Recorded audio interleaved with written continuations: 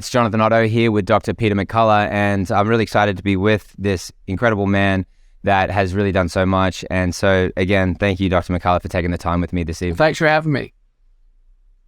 Welcome. So we've got so much to chat about, and I feel like the best place to start is what is new, what is happening.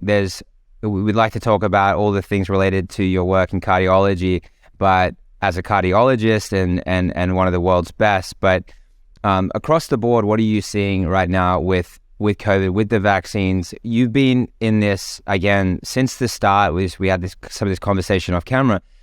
What are you seeing now? Is any progress being made? After something's getting worse, what's happening? Well, there's definitely progress.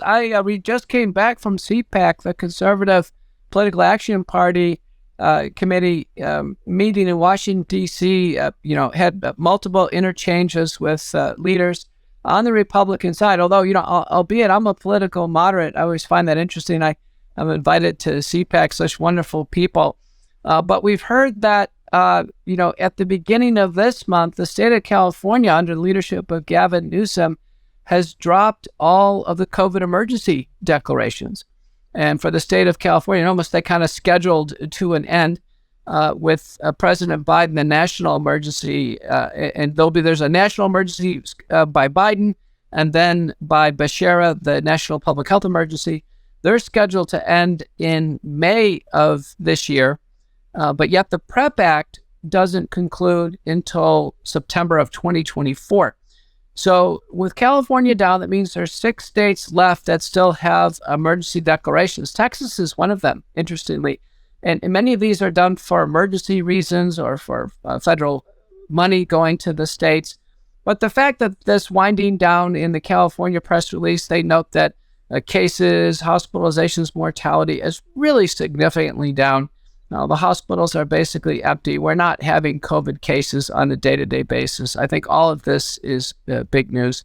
But the other thing that's come out, made the news cycle recently, is admissions from multiple government agencies that indeed the virus, SARS-CoV-2, was engineered in the Wuhan Institute of Virology Biosecurity Level 4 Annex. And this is such an interesting come-around. Many knew this and said this back in 2020. The reason why we knew it in 2020 is that in 2015, the University of North Carolina, Chapel Hill, first authored papers by Mena Cherry, Nature Communications and Proceedings of the National Academy of Science, they said in 2015 that they created a chimeric virus. They actually created SARS-CoV-2 in the lab, and they were able to get it to invade a human respiratory epithelial tract. They said in these manuscripts how they did it. They developed the biological threat.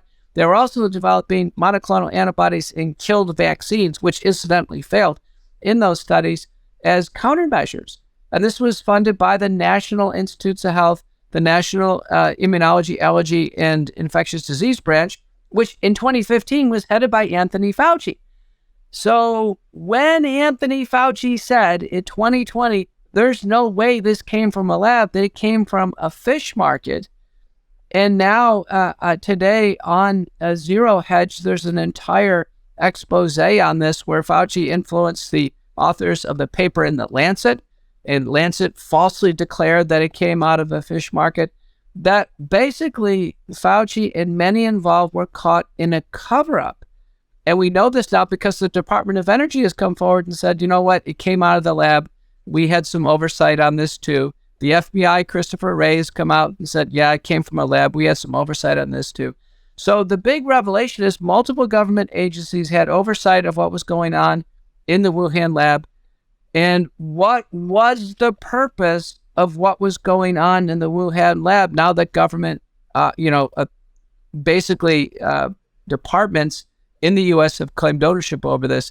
It could be biological threat development, which was intentional. Wow. I mean, this is quite a surreal time to be living with these narratives changing so much. And I personally do wonder why now the mainstream media is so ready to have the conversation about the lab leak, but still not necessarily the fact that the vaccine has been harmful. The data has been forged, fudged, manipulated, manipulation, coercion, all these measures have been used. They're telling some truth on one side and saying, yes, this happened. And even all big organizations like the FBI are saying, yeah, we believe, we know that there's intel, we have this data, and that that you've quoted it very accurately. But they're not telling us these other things that are also true. So I also just wonder, what is the agenda here? Do they want us to think something about, here it is, this random isolated issue. Let's scapegoat one individual like Fauci, and let's just pretend like the issue is dealt with, when it required so much collusion from everyone, from media institutions, from all these financial bodies, from pharmaceutical companies. What would you say to that? I think that was a very good analysis. You do see some cracks forming in Hollywood now. Woody Harrelson has come out on Saturday Night Live. Bill Maher, more and more, comedian Jimmy Dore has been out for a while. You're seeing people start to penetrate greater and greater depths in the media. Recently, even the liberal mainstream media, which turns out, by the way, Jonathan, the mainstream media, I've concluded, is not mainstream anymore. I'm going to call them the small stream media. Do you know at CPAC there was almost no presence of any mainstream, even the conservative stations? It's all independent media. People like you have broken through, and you figured out how to craft the message and the journalism in a way that's digestible and actually welcomed. And people aren't watching mainstream media anymore. And if people know me, I'm a frequent contributor on Fox. I've been on a lot, and I love the people at Fox, but the viewership is small. And clearly podcasts like Rogan and Louder with Crowder and so many of the things that that I've done have a much larger audience. And so mainstream media, I mean, so many young people don't even have TV, don't even know what it is. They've actually never watched CNN. So if you can't watch it on your phone or get it through, through apps on your phone, it's not going to be watched. And so I think that's an interesting revelation. So people say, well, CNN is poisoning the minds of people, or MSNBC or CNBC. I don't think so. There may be people my age or older who watch it, or like my mom in independent living. I know all the ladies watch Fox News every night, but it's not mainstream anymore. Yeah, there you go. No, you have a very sobering alarm to the reality that we're now living in, that we thought was so governed by mainstream, but it's small stream, like you're saying. This is a good term, and really the power has come back to the people. But then, what do we believe? Are we being truthful in our communication? Are we helping people? Are we giving people solutions? And I feel